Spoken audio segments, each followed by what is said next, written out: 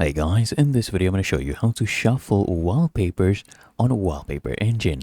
Now the first thing I want you to do is launch up Wallpaper Engine, and then here at the bottom left you'll see playlist and you'll see a plus icon here. What I want you to do is select wallpapers and then click on the plus icon. That will add it to the playlist. You can go ahead and select another one, add it to the playlist as well by clicking on the plus icon. If you want to select more at once, you can just hold shift while you click on them, and then you can click on the plus icon. It'll add more at once.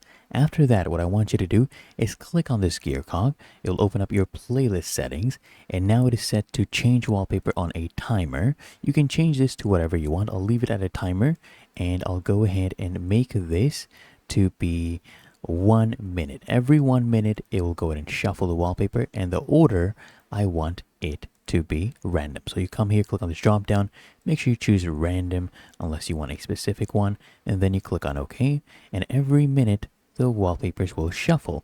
Really that easy. If you found this helpful, make sure you smash that like button and subscribe to the channel. Really helps me out as well.